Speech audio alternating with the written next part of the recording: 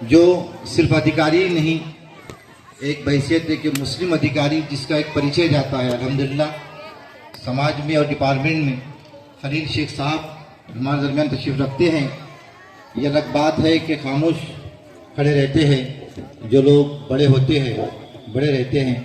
मैं बड़े अजीज से उनसे गुजारिश करता हूँ कि वो अपने ख्यालात का इजहार करें। शुरू अल्लाह के नाम से जो बड़ा मेहरबान और अच्छा करने वाला है। आज की सीरतुन नबी की तकरीब और इस तकरीब के सदर और यहाँ पर बैठे हुए तमाम मौजूद हजरात, सामने बैठे हुए तमाम सरपरस्त हजरात और प्यारे बच्चों, मैं तकरीर के लिए तो नहीं खड़े हुआ हूँ यहाँ पर, आपको बात देने के लिए उन सरपरस्त हजरात को जिन्होंने अपने बच्चों को मेहनत कर उनके मौलवीन ने जो मेहनत की उसमें अपनी मदद शामिल करके अपने बच्चों को इस प्रोग्राम के लिए तैयार किए। उन बच्चों को जिन्होंने इतनी मेहनत कर इतने मुश्किल अल्फाज जो उन्होंने बोले वो हम आम जिंदगी में नहीं बोलते, और जिनकी सीरत वो बयान कर रहे थे वो हमारे आका हमारे नबी की, और एक बेहतरीन अंदाज में उन्होंने हमारे इस्लामी तालीमात और आप सल्लल्लाहु अलैहि वसल्लम की सीरत को हम तक पहुँचाया। तो मैं बात किससे कर रहा हूँ? बच्चों से कर रहा हूँ भाई। तो आपकी तवज्जो चाहता हूँ मैं, क्योंकि आप जब हमसे कोई कलाम करें कोई बात करें तो हमारा अव्वलीन फर्ज है कि उसकी बात को बगौर समाज फरमाए सुने, है ना? सवाल मान लेंगे। देखिए महफिल जो है वो अखलाकियात की है, जिनकी सीरत को हम सुन रहे थे। उस नबी के ताल्लुक से जो है कि मेरा रब फरमाता है कि अगर मुझे मेरा रब फरमाता है कि मुझे अगर मेरे नबी को इस दुनिया में भेजना मकसद नहीं होता तो मैं कायनात की दुनिया नहीं बनाता। तो जिनके सदके ये हमको दुनिया मिली, ये दुनिया की लज्जत मिली, और सबसे खुशनसीब है हम कि हमें दीन इस्लाम मिला और हम उस मजहब को मानने वाले। तमाम बच्चों ने जो है मुख्तलिफ अंदाज में जो है अपनी तकारीर पेश की। उनकी तकारीर के अंदर आप सल्लल्लाहु अलैहि वसल्लम की सीरत बयान करते हुए उन्होंने कहा कि जब वो अपने आप को मौल्लिम कहते हैं तो एक मौल्लिम जिस कदर अपने तालिब इल्मों को दर्स देता है जिंदगी का, सिर्फ जो है वो पढ़ना लिखना नहीं सिखाता। आप जब अपने स्कूल में अपने बच्चों को भेज रहे हैं तो आप देखते हैं कि सिर्फ उसे उर्दू मराठी या दीगर मज़ामीन या रियाजी पढ़ते लिखते नहीं आते, वो कुछ अखलाकी दर्स भी सीख रहा है। तो आकर अपने बड़ों से कलाम किस तरह से करना, अपने छोटों से शफकत किस तरह से पेश आना, ये तमाम चीजें, रहने का सलीका, जीने का सलीका, चलने का सलीका, ये तमाम चीजें भी उसको अपने स्कूल में सीखने मिलती। और हम खुशनसीब है हम पेरेंट्स कि हमने हमारे बच्चों को उर्दू मदरसे में, उर्दू स्कूल में हम पढ़ा रहे हैं। मैं भी एक उर्दू का तालिब इल्म हूँ, भले ही जो है मैं एज अधिकारी तमाम ही मज़ामीन, वो मराठी स्कूल हो इंग्लिश स्कूल हो, तमाम पर इख्तियार है, मुझे जो है उनका जो ऑफिसर बनाया हुआ है, लेकिन मैं भी एक उर्दू का तालिब इल्म हूँ। और ऐसा जरूरी नहीं कि उर्दू में पढ़कर आदमी एक आला मकाम नहीं हासिल कर सकता, अधिकारी नहीं बन सकता। अब जरूरत है हमें अपनी सलाहियत को पहचानने की, अपने बच्चों की सलाहियत को पहचानने की। हमें जो मनसूबाबंदी करनी है, जो मुस्तकबिल के जो बच्चे यहाँ सिर्फ 6 से 10 साल के बच्चे हैं, और इनकी महफिल में बोलना बहुत मुश्किल काम होता है, क्योंकि इतने बच्चों को कंट्रोल करना, इनको समझाना, इनको खामोश बिठाना इतना आसान नहीं है। अब इनका उम्र जो है बचपन की है, और इस बचपन की उम्र में उनको सही ढंग से सही सांचे में डालना और उस सही मेहनत को जो अंजाम देने का काम इस स्कूल के तमाम ही असातिज़ा इकराम और उनकी रहनुमाई उनके सदर मुदर्रिस कर रहे हैं। और हकीकत में जलगांव शहर में मुझे 17 साल हो गए यहाँ पर, तो इस 17 सालों में जो मेरा ऑब्जर्वेशन है तमाम उर्दू स्कूलों का, उस ऑब्जर्वेशन में अगर आला मेयार पे अगर कोई स्कूल का जो है तो निज़ाम चलता है तो वो हमारी मिल्लत प्राइमरी स्कूल का। तो बेहतरीन तरीके से यहाँ के मौलवी मेहनत करते हैं। मैं उनके सामने नहीं बोलता हूँ, उनके पीछे भी अक्सर बोलता हूँ कि अगर मिल्लत प्राइमरी जो है हमारी, तो यहाँ के बच्चों की जो इब्तदाई तालीम है, प्राइमरी तालीम है, और जो मेरे विजिट के अंदर जो मैंने ऑब्जर्व किया है बच्चों के अंदर उनकी गुणवत्ता को, उनकी काबिलियत को, तो हकीकत में टीचर सही ढंग से मेहनत कर रहे हैं। तो और वो मेहनत जिस वक्त स्टेज पे आकर के बच्चे इज़हार ख्याल करते हैं, अपनी बातों को पेश करते हैं, तो उसमें वो पेरेंट को भी एहसास होता है कि नहीं, हकीकत में स्कूल में हमारे बच्चों को एक अच्छी तरबियत दी जा रही है। तो मैं मुबारकबाद देता हूँ इसकी इंतजामिया को भी कि उन्होंने अपने असतिज़ा इकराम को भी जो है सही ढंग से जो है तो एक फ्रीडम दिया, आज़ादी दी काम करने की, और उनका ऑब्जर्वेशन है, उनका एक निज़ाम है जो बेहतरीन तरीके से चल रहा है। तो हम सीरतुन नबी की बात कर रहे थे कि आप सल्लल्लाहु अलैहि वसल्लम जिनकी अमानतदारी, जिनकी सखावत और जिनका इंसाफ जो है वो हमें सिखाता है कि हमें इस्लाम हमको मानने वालों ने किस तरह से अपनी ज़िंदगी बसर करना चाहिए। अब वक्त मुख्तसर है, इस ताल्लुक से मैं ज़्यादा बोल नहीं सकता। तमाम बच्चों ने इस ताल्लुक से भी रहनुमाई की, हमारे सदर साहब भी कहेंगे। तो तमाम ही बच्चे जिन्होंने इस प्रोग्राम में हिस्सा लिया और आइंदा जो बच्चे लेंगे, तमाम बच्चों को मुबारकबाद देता हूँ और इस शेर के साथ अपनी बात खत्म करता हूँ। ये शेर अक्सर बहुत सारे लोगों ने रिपीट कर दिया, फिर भी दोबारा कर देता हूँ कि की मोहम्मद से वफा तो हम तेरे हैं, की मोहम्मद से वफा तो हम तेरे हैं, जिंदगी ये जहां चीज क्या रूह कलम तेरे हैं। तो हमें अपने मोहम्मद सल्लल्लाहु अलैहि वसल्लम जो चल रहा है, आई लव मोहम्मद, और हम हकीकत में हमारे नबी से मोहब्बत करते हैं और उनकी मोहब्बत हमारी जिंदगी में ताउम्र ता हयात कायम रहेंगी। अस्सलाम वालेकुम। हाँ, सब तो एक साथ बोलेंगे, I love Mohammad. Very good, जज़ाकल्लाह सर सल्लल्लाहु अलैहि वसल्लम।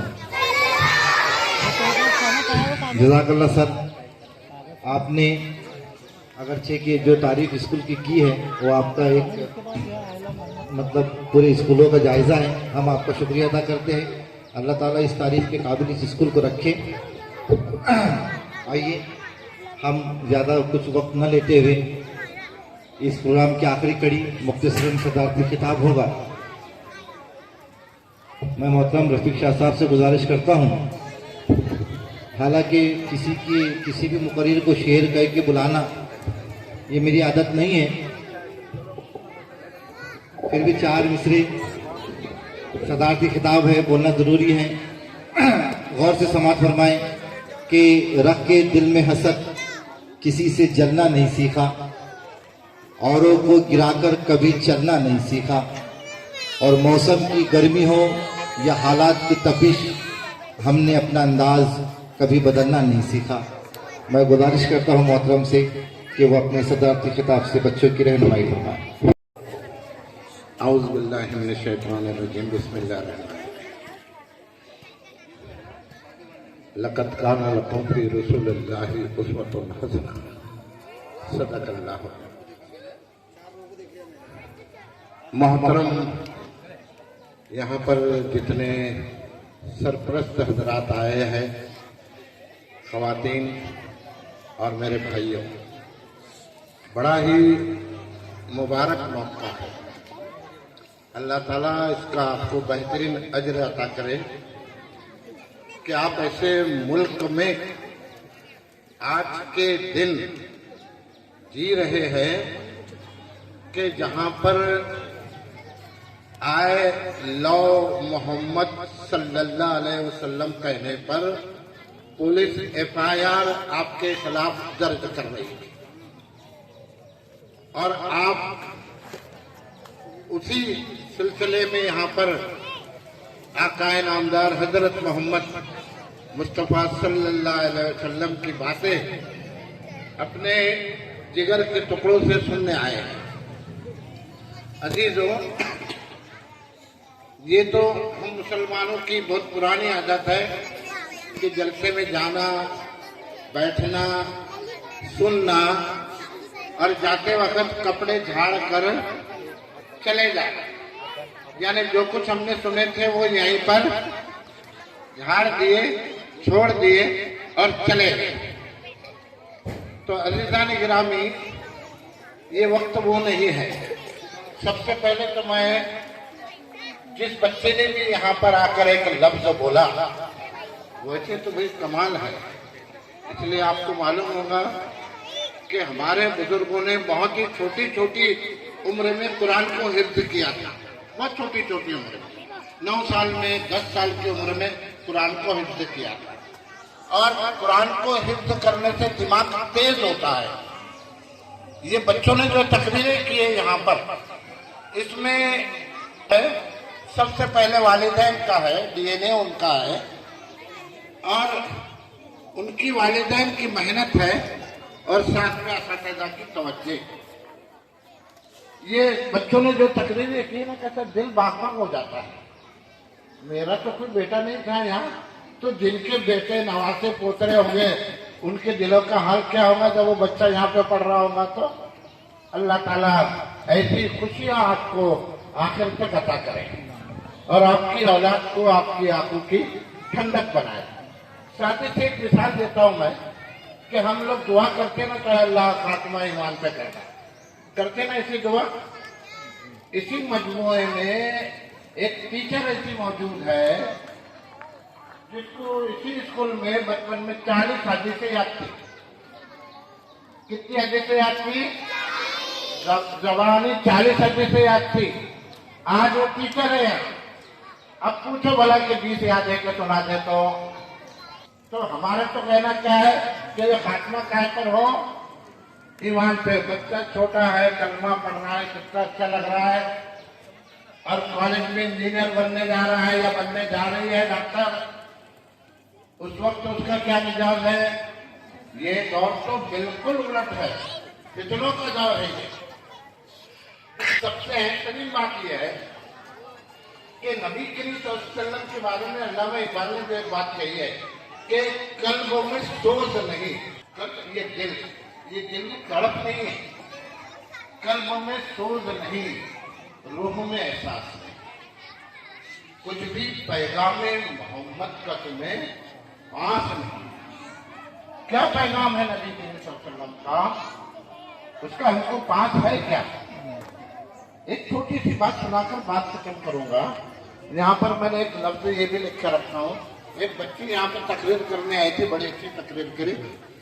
उसका नाम इन्होंने सुनाया उम्मे हुफ्सा। यही नाम सुनाया ना भाई? तो ये उम्मे हुफ्सा, अबू कह के अबू अब्दुल्ला, अबू इमरान, ये नाम सही नहीं होता है। का मतलब होता माँ। क्या नाम होता? उम्मुल मोमिनीन हजरत आयशा, है ना? तो ये होता माँ। तो ये हफ्सा तो बच्ची है अभी हमारी इतनी सी, इसका नाम सिर्फ हफ्सा ही होना चाहिए, उम्मे हफ्सा। अबू हुरैरा रजी अल्लाह ताला अन्हु। अबू का मतलब होता बाप। बच्चा छोटा सा, उसके नाम के आगे अबू लगा दिया, अबू इमरान। अरे वो तो छोटा सा बच्चा, वो किसी के बाप हो जाएगा भाई? तो चूंकि हम अरबी नहीं जानते, तो बराए मेहरबानी उलमाए दीन से या जानने वाले से नामों के बारे में मालूमात लेके ये नाम आपने करना चाहिए, लगाना चाहिए। मोहतरम हजरात,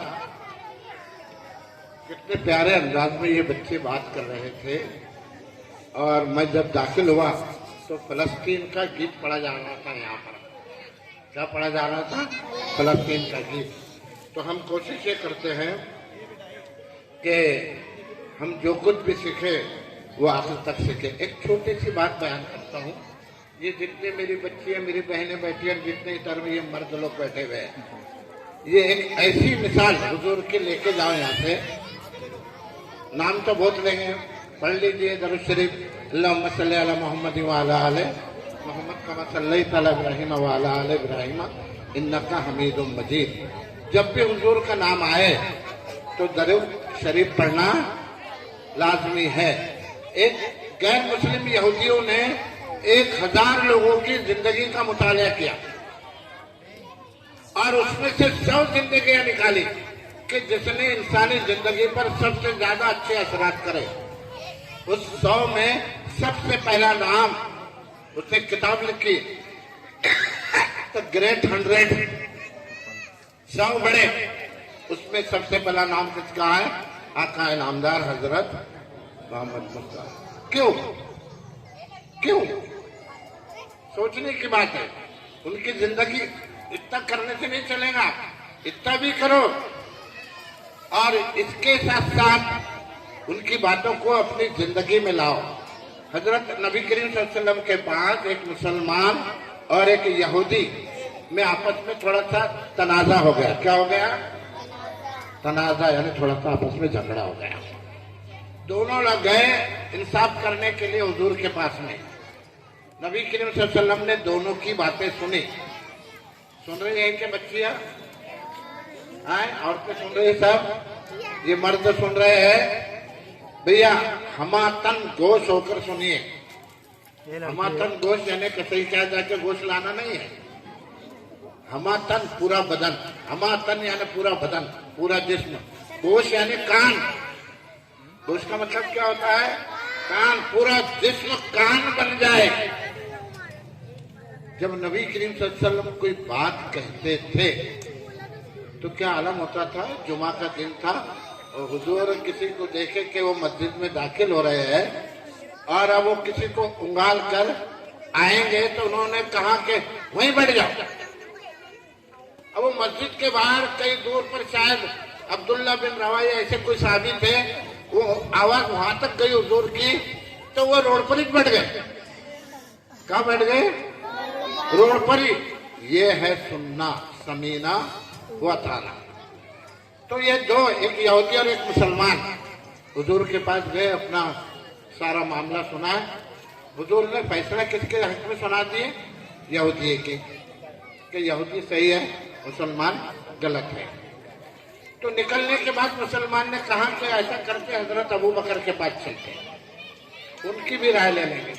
उनकी भी राय के पास गए वो हजरत अबू बकर के पास में, और उनको भी मामला सुनाया। हजरत अबू बकर ने भी कहा कि यहूदी सच्चाई पर है, तुम गलत हो। फिर बाहर निकले। फिर उन्होंने, भाई क्या सर, ओ सर, जाने का क्या? आपकी आवाज यहां तक आ रही है ना? तो फिर हजरत अबू बकर को सुना, उन्होंने भी फैसला यहूदी के हक में दिया। फिर बाहर निकले तो मुसलमान ने कहा कि हजरत उमर के पास चलिए। गए हजरत उमर के पास में। अब ऐसा सोचो कि उस यहूदी के साथ में ये रफीक है, ये आबिद है, ये हमीद है, ये फरीद है, यहूदी के साथ में, है ना? और गए और सुनाए। तो हजरत उमर ने बोले कहाँ कहाँ गए थे? तो बोले हुजूर के पास गए थे। उन्होंने भी, यहूदी बोले मेरे हक में फैसला दिए। फिर अबू बकर रज़ी अल्लाह ताला अन्हु, उन्होंने भी मेरे हक में फैसला दिए। अब हजरत उमर ने कुछ बोले नहीं, वो अंदर गए और तलवार लाए। क्या लाए? और आकर मुसलमान की गर्दन काट दी। तो अगर उस यहूदी के साथ में रफीक शाह होता, ये फरीद होता, ये आबिद होता, तो आज हम में से कितनों की गर्दन कटी होती? सब हम बिन सेरे होते क्या? क्यों ऐसा हुआ? क्योंकि हुजूर हजरत उमर कहते कि जब अल्लाह के रसूल ने कोई फैसला सुना दिया और मुसलमान उसको नहीं मानता है तो वो कुफ्र में दाखिल हो गया, मुर्तद हो गया इस्लाम से। इसलिए उसकी गर्दन मार देनी चाहिए। आज का यही एक पैगाम है कि जिंदगी कितनी परेशानी और मुसीबतों से क्यों ना गुजरे, हम नबी करीम सल्लल्लाहु अलैहि वसल्लम के रास्ते को कभी नहीं छोड़ेंगे, चाहे हमारी गर्दन ही क्यों ना कट जाए। हर बात के लिए जोर से कह दो एक मर्तबा, I love, I love, I love सल्लल्लाहु अलैहि वसल्लम। सदक़ल्लाहुल अलीयुल अज़ीम।